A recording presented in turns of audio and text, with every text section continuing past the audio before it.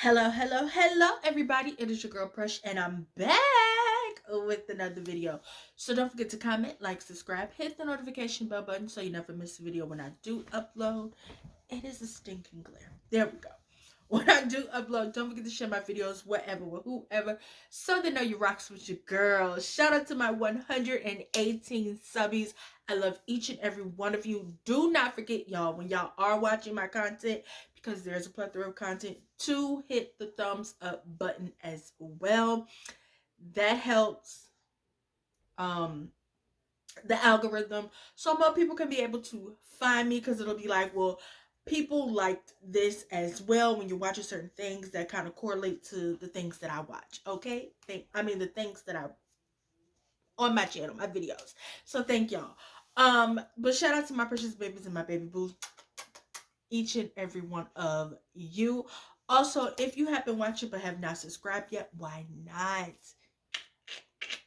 The video is down below. Also, you guys, Vlogmas is in full swing. I'm not sure what day this particular video and the other two videos are going to get uploaded, but do know that at the time of me filming these videos, episodes 1 through 3 of Vlogmas have already premiered. Episode 4, 5, and 6 should have premiered or in the process of premiering by the time this particular video goes up. We are getting ready to start filming week 2 of Vlogmas. Week 1 was donezo, okay? It was pretty easy for me to get week 1 done, okay? Week 2, we finna get into the swing of things. I know. It's been a minute, but I'm back with the jump ball, okay? So without further ado, we're gonna go ahead and get to these videos. Also, don't forget to check the description bar down below, where you will find all of my perfectly curated playlists, my Vlogmas reviews and etc., my Whatcha hauls, just my 2 cents, the drag race. I don't know if I added it or not, but if you go to the playlist tabs, you will find the And Just Like That playlist that holds all 11 episodes of season 2 of Just Like That, y'all. Go ahead and get into it. I think I also created a playlist for P Valley season 2 as well. I also have, like I said, a playlist for Drag Race. We are going to do a review about the queens of season 16, okay? Just want to let y'all know I didn't do All Stars 8 because I didn't care to look at Candy Muse, okay? So without further ado, y'all, we're going to go ahead and get into this video. So this is a What You Watch review on Black Cake season 1 episode 6. I know. I know. But I wanted to wait until all 3 of the final episodes were up on the platform that I watch it on, so I can watch them all back to back and not have to wait a week. Okay? All right? So without further ado, let's get into this episode. So, of course, episode opens up where we left off on episode 5 with Benny and Byron over there with White Ike and Byron getting arrested. And so we see Byron get arrested and we see him, get handcuffed and fingerprinted. They do his intake. We see Benny talking to a detective who is played by, I believe, Marvin or Mario Van Peebles. If you of a certain age, you know which one of them he is. He played Cole, the weatherman on Living Single. And so he was sitting there talking to Benny, and she decided, she wanted to press charges on White Ike because White Ike decided to press charges on her brother for assault. And she was like, we were in a 6-year relationship. He was, assaulting me. And, the detective was like, well, do you have proof? Did you report it? Did you tell anybody? And she was like, no. He was like, there is like a statute of limitation, but we can do like a temporary protective order until you're ready to go to court and file a regular one. So after that, we see Byron just dealing with the fact that he, a very educated black man, ended up in jail. Like, he didn't have dialogue during that whole scene sequence, but we know that was kind of the justification of what, I hope I'm using that word right, of what was going on. So after that, we see, or we hear, I want to say, Eleanor in the process of doing another one of her her voice recordings, and she kind of just had a moment where she was explaining how even though she already had a baby. By the way, I now know that homegirl's name is Mabel. I don't like that. We're gonna call her Matilda, which is her middle name and the name that her mama originally gave her, but we'll get to that. But that's her new name. We're gonna call her Matilda, not Mabel. Matilda. Martha was cute, but we're gonna call her Matilda. So, she was like, even though Matilda was the child that made me, the first child that I gave birth to, making me a mother, but you were the child that made, me a mama like that. And so, we get into, her just talking about how, she loves Byron and all these things. And we have like a flashback of Byron talking to his mom and dad about like an incident that happened at like the little private school he was at. And young Byron was just like, that's bullshit. Cause like, why get suspended? His daddy, was, Bert was trying to explain things to him, and his mom was like, you're right, that's bullshit. And, we want you to go someplace where, you can thrive. And we understand that out there, you can't show them any signs of aggression because you are a young black man. Here at the house, you let that shit out, but out there, you just can't do that. And I feel like that's what was going through, Byron's head. Of course, we do see Eleanor and Mr. Mitch, Colonel Taylor, have like this moment where she was telling him like she feel bad about finally telling the kids everything that was going on, how she hates the fact that she got sick and things like that. And her and Colonel Taylor have a moment where they're both reminiscing about their now deceased spouses. And I want to know, was Colonel Taylor and Eleanor Hutchin, because they was very much giving off the vibe that they found love in a lonely place. We found love in a hopeless place. We found love in a hopeless place.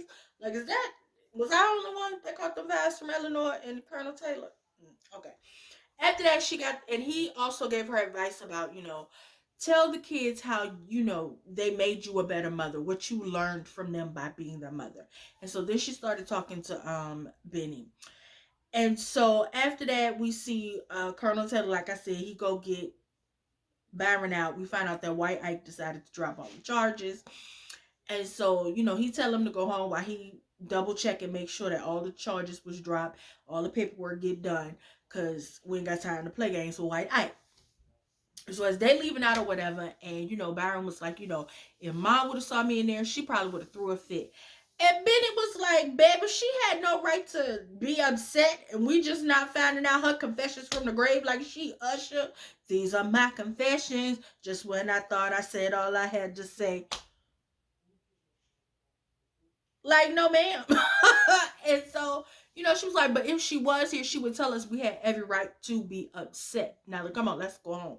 And so then he was like, well, child, I mean, I got that diversity panel I got to go to, and I look like I got jumped, beaten, robbed. And she was like, oh, shit. And he was like, yeah. She was like, don't worry, I'm going to help you fix your face. So they get to the house, and, she put makeup on him or whatever. And he was like, this like your dream, huh? And she was like, well, babe, I had practice. And he was like, oh, shit. She was like, look, I ain't even tripping on it. Because, now, Miss Kaloki laughed about the situation or whatever. And he was like, I'm sorry, I wasn't there for you. She's like, I mean, I ain't tell nobody what was going on. So after that, he double checked, and she was like, okay, you did your thing. And he was like, but if anybody asks him, tell him I got pink eye. She was like, really? You gonna say that stupid shit? Okay. So after that, he leaves, and she goes, oh, he also talks about, because she was like, they gonna cancel your ass. And he was like, I wouldn't be the first person in this family in some cancel culture, internet celebrity fame. And she's like, what the hell are you talking about? And he was like, our sister. She was like, and how you know that? And he was like, I didn't call her, no shit like that. I just went ahead and Googled her down there to the Googles. You go down there on the Google and YouTube her ass too. Okay? Eventually, we're going to have to talk to sis, okay? And get to know her, okay? Sooner rather than later. But we're going to get to that. So after that, she go in there and she get to looking up Mabel Matilda. And so as she in there laughing at, the little video of Mabel Matilda and her controversy getting canceled and stuff, she sees this envelope, or she accidentally knocked something over, and she sees this envelope on the thing. And so she grabs the envelope and it says Bert. And so she go through and it's like receipts and stuff. And as she was digging through it, she seen like the little punch cards. You know, if you go to certain places, they give you the little punch card for like every day. And once you then punched out the whole thing, you get like either another punch card or you get like something free. I never understand how the word punch card in my accent sounded. A punch card. You get you a punch card. Get you a punch card. Anyway, a punch card. Okay. Anyway. I cracked myself up, y'all. Anyway, so after that, she going through it, she started to realize that her dad was literally like keeping tabs on her and wasn't like completely like out of her life, even though he didn't make the effort to actually like speak to her ever again. So as she, going through this, and she's like, we hear White Ike outside, Benny, and I'm like, oh, Jesus Christ, what the fuck you want, Ike? Go to hell, you bastard. So she get her stupid ass up instead of calling the police. But mind you, before that, right before her brother left, she had blocked his number in the bathroom. So she get up to go outside to find out why White Ike is outside hollering her name like he in a goddamn stage play of a streetcar named Desire. Stella. Y'all know what. Okay. He outside hollering her name and she go outside, what do you want, White Ike? And he was like, really? This is what you gonna do? I dropped the charges against your brother. Okay, that's the least you could do, you bastard, you. And then he go outside talking greasy to her, talking about, and when was the last time you created something, or sung a song, or played a guitar? And I'm just like, bitch, who you? Girl, I mean, he was outside talking to her like he was Curtis Taylor Jr. You can't shit and wipe your ass unless I tell you to. Like, excuse you, sir? Like, what the fuck? So then he get to telling her how apparently them people gave him an advance for the little ugly sculpture she broke up and busted up down there to his household, and talk about, and how you gonna pay them people back their $25,000? And she said, baby, that sound like a you problem. I said exactly. Cause bitch, how come this the first time we hear anything about an advance? This how you know White Ike is manipulative and a gaslighter. Cause how dare you come around here and try to make me seem like I'm the problem when you the one who took them goddamn people's money with the promise that you was gonna get them that sculpture, not ever telling me that the people gave you a goddamn advance. Now I think he might have said the advance was for $50,000 and only said that she owed half. No, bitch, you owe them people $50,000 if the whole thing was $50,000. And y'all supposed to split that in half. Now they gave you a $25,000 advance. You better pay them people back their money because they gave you the money. Benny didn't see a dollar of that money, White Ike. So Benny went ahead and walked in the house after he continued to talk sideways to her, like again, like I said, like he was Curtis Taylor Jr.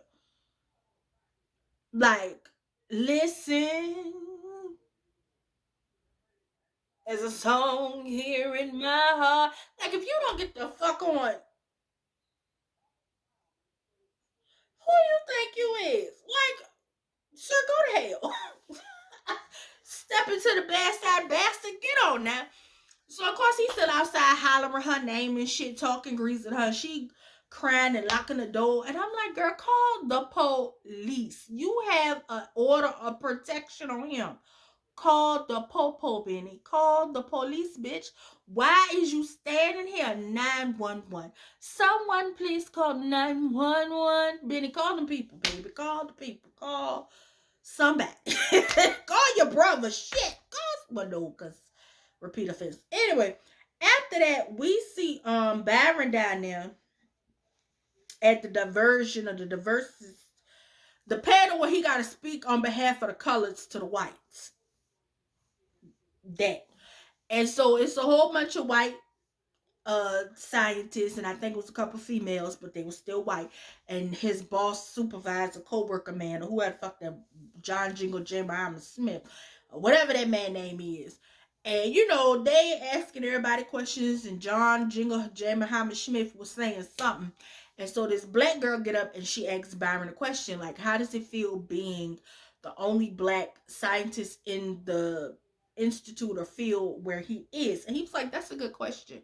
And so, you know, Byron goes basically off on this tangent, slight little rant about how he likes, you know, that he liked it, but it at times can be frustrating and traumatizing, and that the white people don't want to see you in a place of position and power. And he shaded John Jingle J. Muhammad Smith, because John Jingle J. Muhammad Smith, I can't say that right. John Jingle J. Muhammad, y'all know what the hell I'm trying to say. That man took the position that Byron wanted. And so Byron had like shaded him. Now, the part that I love is this: Byron was sitting there going in about how, you know, it made him angry. And at times, you know, these people have microaggressions and things of that nature. The little host man, this, because all the white people was very uncomfortable. I'm talking about they was as uncomfortable as the white people was when that Gerard Carmichael boy hosted the Golden Globes last year. That's how, was it this year? Whenever that boy hosted the Golden Globes, that's how uncomfortable the white people was. And so he talking about, okay, that's all. And Byron said,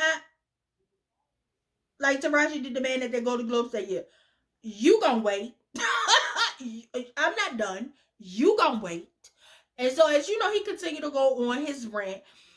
John decided to try and take the mic for him, and Byron slid that whole over and continued what he said.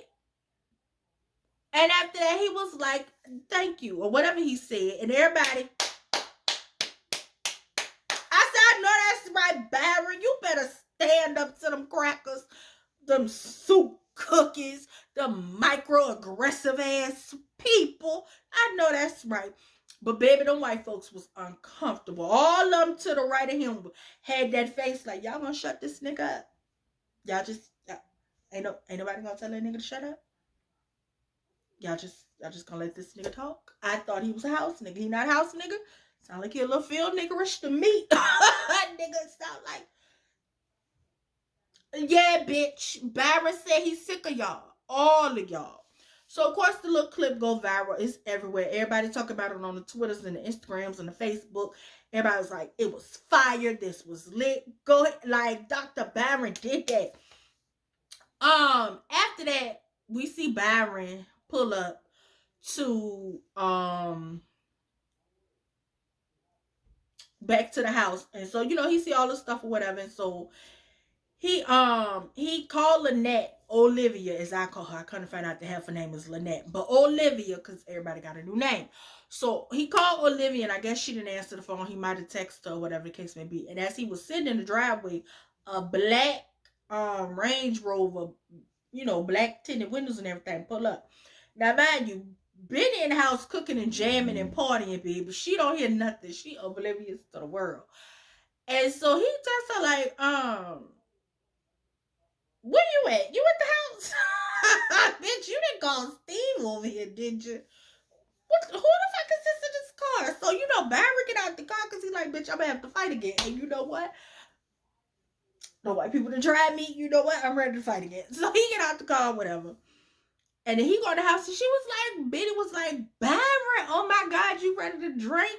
How was the diversity panel? And so she and then he walked in the house. He was like, hey. And she was like, hey. And then she stopped. And I'm like, bitch, who the fuck was in the car?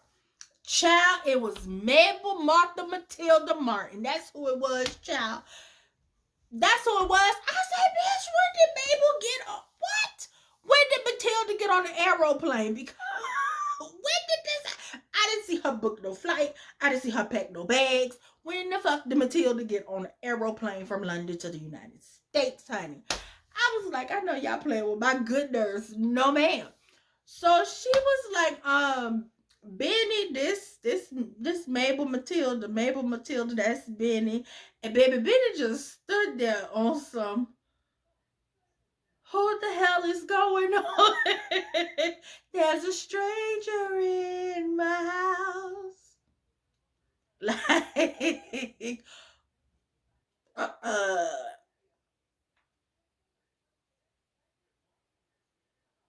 like she was stuck. Like, and she was like, hey.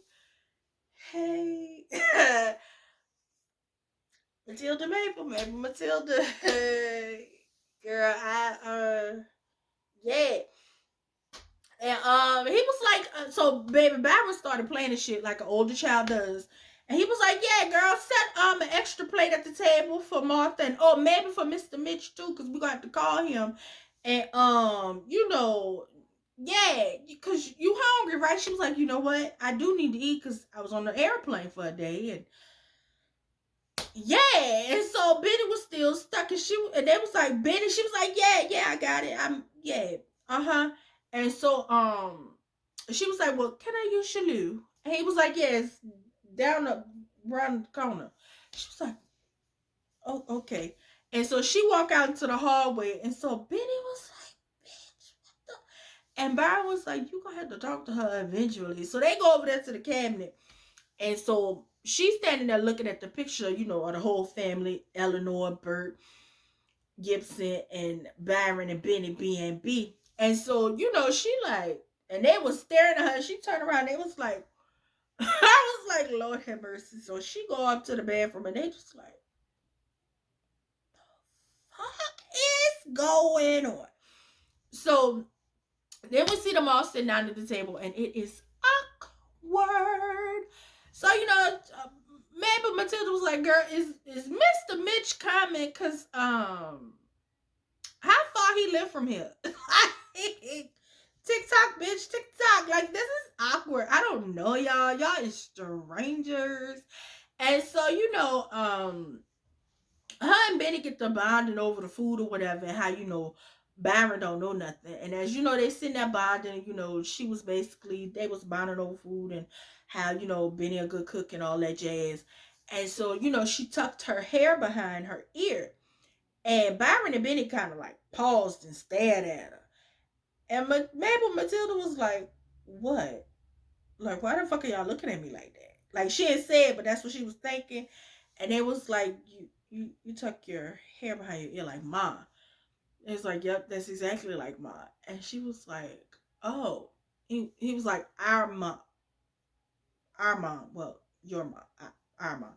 And Meg was like, your mom. Baby, that lady, not my mama. I don't know that lady, baby. That is your mother. Okay? Stop playing with me. So after that, Mr. Mitch finally show up. And he getting ready to play the little recording or whatever. And so he explains to Mabel Matilda that she has her own separate recording from Byron and Minnie. But the last recording, all three of them are supposed to listen to together. It was so hard for me not to say tree, y'all. It's so hard not to say tree. It's three. But the New Orleans in me, the number is tree. 1, 2, 3. Okay, anyway. It's everyday constant battle with the New Orleans in me. Anyway, so all three of them, uno, dos, tres, sits down and they get to talking or whatever. And so then Betty was like, girl, you can tell the people fuck them because you black and Chinese now. And she was like, I never thought of it like that. And then she was like, well, what else am I? Because clearly we got different parents. I mean, y'all about damn near the same complexion, and I'm as light as the day. So, baby, y'all know who. Did she say anything about who my daddy was or whatever? And so, baby, everybody get quiet. And so Matilda like, well, don't all speak at one shit. What y'all know? Because clearly y'all know something. And so Mr. Mitch look at them like, bitch, I'm not saying nothing else to this lady. I already broke the biggest news that sis was adopted. I'm not saying shit else to this motherfucking lady. Whatever else y'all want to tell her, you tell her. I'm not saying a motherfucking thing. So Byron says, our mom lived in London, and prior to her leaving London and coming back, she lived in Switzerland, Ireland, Sweden. She lived in another country, y'all. And so she worked in an office, and she had a boss, and he assaulted her around the time that you were born. And she said, assaulted. Uh, right. Okay, I'm gonna get my shit and go. Because no, I'm not finna find out that one, I'm adopted. Two, my birth mother is dead. Let's start there. One, I'm adopted. Two, the lady who gave birth to me dead. Three, bitch, I come all the way over here to find out that not only is the lady dead, she gave me up for adoption, but the way I was conceived was through a motherfucking assault. I bet, no, you know what? She grabbed her bag and she said, you know what? I don't owe y'all no obligation. I don't even know y'all. I don't know her. That lady ain't my mama. My mama, Big Martha, is back in London. You know what? Y'all have a good night. Goodbye. And she left. And I was like, damn. Y'all just, I mean, they did it. I mean, it was better than I thought they was going to say. But I was like, damn. Y'all didn't even say, girl, here, take this glass of wine and drink. Take a sip, boo boo. Because, bitch, the shit we got to low key tell you. Okay? Like, so sis get back to the hotel, Airbnb, or whatever fuck she said, and she is distraught, honey. She in there taking off her clothes. She find a little mini bar, chug a lug. She go in there, she take a shower, and she get to slamming them people mirror cabinet medicine. I said, girl, no, I mean, you got enough money to cover it, but girl, stop it. You break them people shit. So then we see Benny tell Barry, like, we gotta go after her. Barry said, go after her. We don't know her. And I'm just like, bitch, that is your sister.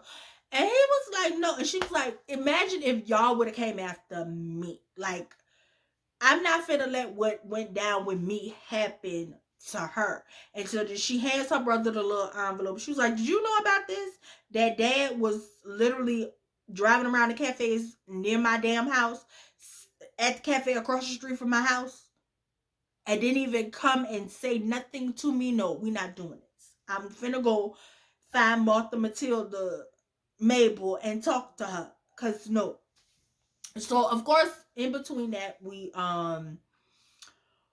had like a flashback of Eleanor talking about how she should have handled things different with Benny because of Bunny, and how she basically had encouraged Bunny to like hide who she was, and she felt like she should have just handled the situation better as her best friend or whatever.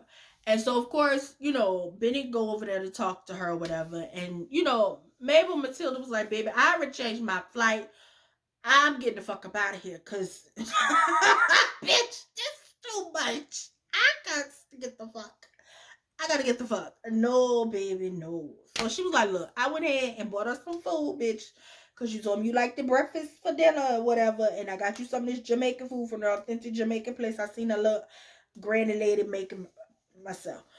So they sit down outside and they talking or whatever. And she basically like, girl, this a lot. This a whole lot. Like a lot. And so then, she gets talking about like her son, and she was like, you got a son? And she was like, yeah, girl, and I got a lot of shit to deal with when it comes to him and about his daddy. And then she was like, so are you scared to learn about this because of you, your son? She was like, baby, both. Cause no. And she was like, to be honest with you, like, I would have wanted to speak to my dad and find out like why. Like, you don't want to know. She was like, the thing is, I don't have the same attachment. Cause I don't know your mother. That's your mama, baby. That's your mama. Yeah, she gave birth to me, but that's not my mama. That's my birth mother. So eventually, Benny talking to going back. And so they get back over there. And, he was like, Mr. Mitch was like, y'all ready? And so, Mabel comes sit down next to Benny or whatever. And she got her glass of wine or whatever. And so they all sit down.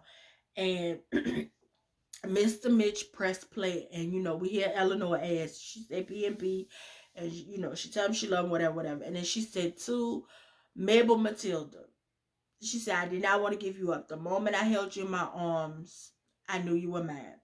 She said you were taken from me. And I said, bitch, not Big Martha and John that kidnapped the bitch. Like every episode, it is something. I'm like, Lord, not Big Martha and John is kidnappers, bitch. Not they is kidnappers. Hold, they didn't kidnap the baby. Eleanor, is this what you telling me? They didn't took the baby from you. Not they took the baby, bitch. Not they took the baby from you. And then I had to think, maybe Eleanor being a little dramatic, and she was. But just the suspense of thinking, bitch, not they just ripped the baby from Eleanor. Oh God, I was in shambles, honey. But yeah, that was episode 6. Like, listen, this was a good little episode. Like the fact that Mabel Matilda popped up on us. We seen Byron get fingerprinted. We was alluded to the fact that Eleanor and Colonel Taylor was around there hunching. I was just like, bitch, what?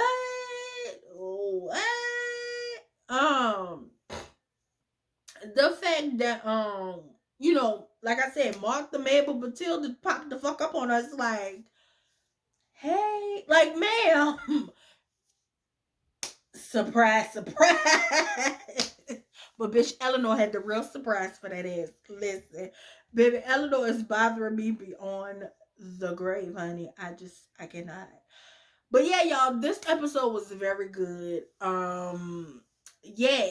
Don't forget to comment, like, subscribe, hit the notification bell button so you never miss a video when I do upload. Don't forget to share my videos wherever with whoever so they know you rocks with your girl. On to episode 7.